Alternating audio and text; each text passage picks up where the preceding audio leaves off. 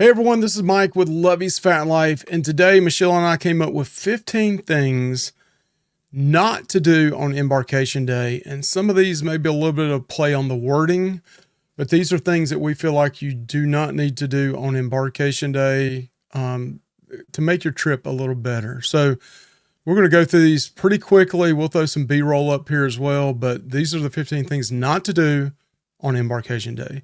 So number one is schedule a flight in the same day of the cruise.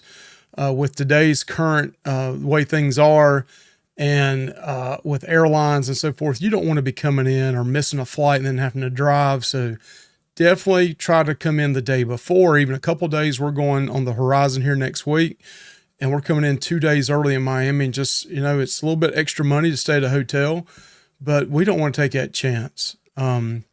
So the second thing is arrive outside the designated time to board. So on Embarkation Day, if you got a schedule set time, try to stick within that, at least within 30 minutes. Don't show up 2 or 3 hours early or 4 hours early thinking you're going to get on earlier, but definitely try to stick within the time frame that you have scheduled. So do not show up too early on Embarkation Day.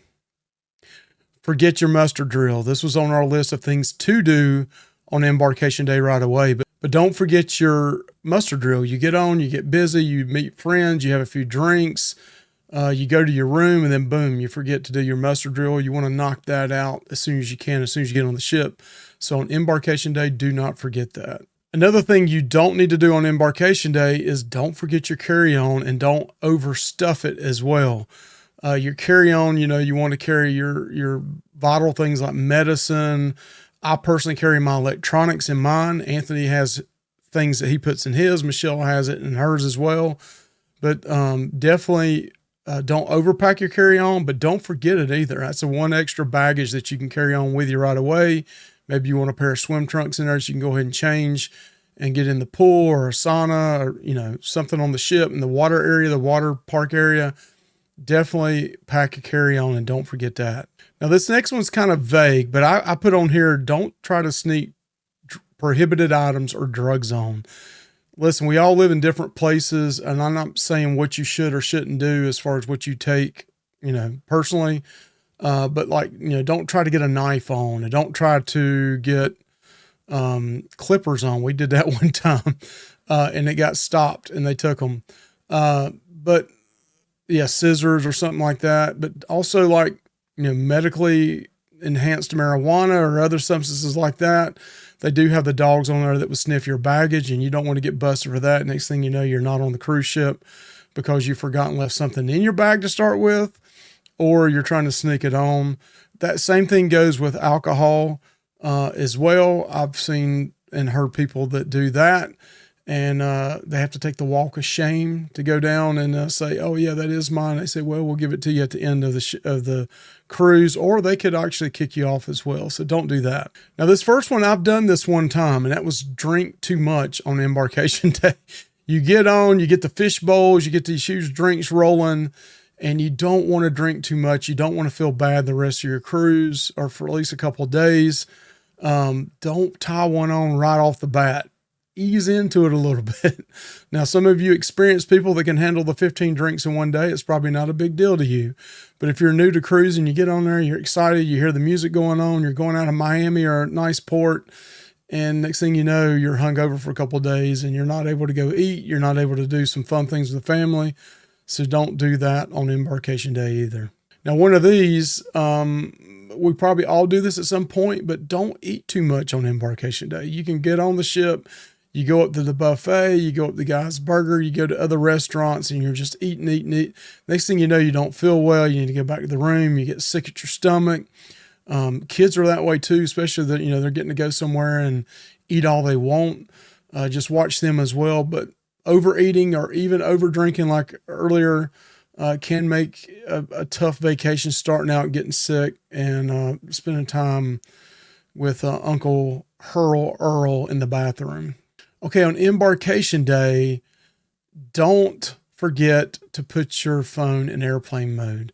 We do it as soon as we get on the ship, or we set a timer to do that later on. That was also on our list. In another way saying it, on embarkation day, things to do, but don't forget not to do that. You will be hit with a huge charge later on that you'll have to go back and pay. But definitely don't take your phone out of the airplane mode once you put it in, and you don't want those extra charges. So on embarkation day, don't forget your travel documents. You know, your license, your passport if you have it, your birth certificate of your children. Don't forget that. Along with saying don't forget that, always print off our boarding passes and all that. Please do that. I had a family member, not going to mention her name, but she forgot to submit all of her check-in stuff ahead of time. Got down to the ship and then realized she had not done it. They had to bring her over to a computer and check her in and then print off her stuff there.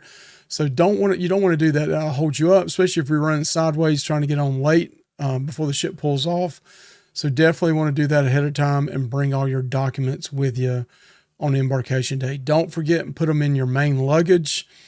Put them in your carry-on or keep them in a folder. That's what we do. We always put all of our stuff in a folder in the order in which we need them on the ship. So another one I had on here was don't go straight to the buffet. As soon as you get on these ships on embarkation day, the first thing they'll tell you is, okay, yeah, you can go get you something to eat at the buffet. And next thing you know, you got 3,000 people at the buffet. There's nowhere to sit.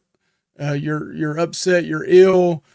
Don't do that. You can go to other places to eat, tour the ship, do some other things, but don't run straight up to the buffet area. If you get on early enough, it's not going to be that big of a deal. But if you get in like the 12 to 2, you know, between 12 and 3 o'clock, especially 1 to 3 o'clock, it's going to be packed up there. So don't run straight to the buffet. All right, this is a big one. On embarkation day, you may get excited because you're in the casino, you've had a few drinks. Don't blow all your cash and all your money up front at the casino. Budget your money, but don't blow it all the first day and then you can't do anything else, or you're having to go to the ATM machine to get money sent back in. To get more money out. So don't blow all your money at the casino in day one. If you're taking like a budget, let's say it's $1,000 and you want to spend $200 a day or $150 a day, budget that money, put it back. I've seen some people put it in envelopes and put $150 a day or $200 a day in an envelope. And then once they spend that $200, it's it. If they bring back more money than that, they put that back into the safe, and that's something they get to bring back home. But budget and plan accordingly. Don't blow all that money on embarkation day. So this one's a pretty big one here, but don't forget, you know, when you go into these ports, it's usually sunny and better weather. But don't forget to put sunscreen on, and don't forget your medication. I kind of mentioned that a little bit earlier.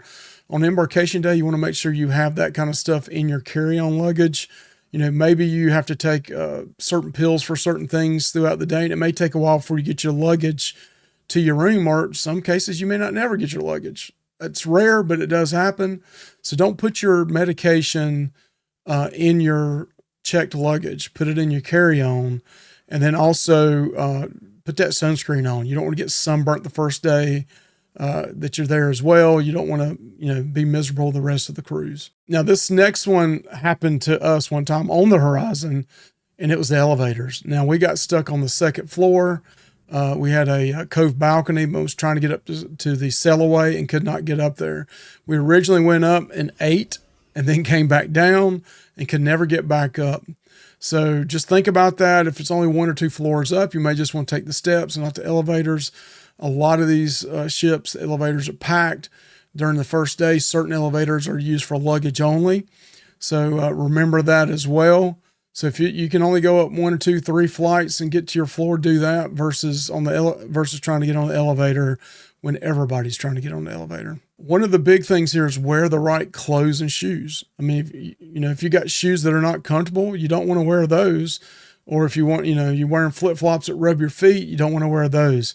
Be comfortable in what you're wearing. Maybe you came in, you drove in 4, 5, 6 hours away and it was 30 degrees in, Georgia, and then it's 90 in Miami or wherever. I mean, it's more hours than that to drive there, but you don't want to be uncomfortable. So, in your carry-on, you can bring your, change of clothes, but you want to be comfortable that first day.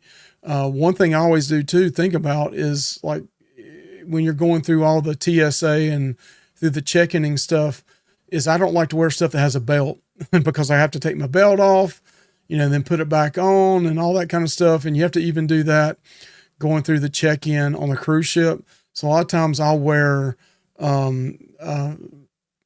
sweatpants or even like mesh shorts that has a drawstring on them, you can tie them, versus having to wear a belt and take it off and put it back on and all that kind of stuff.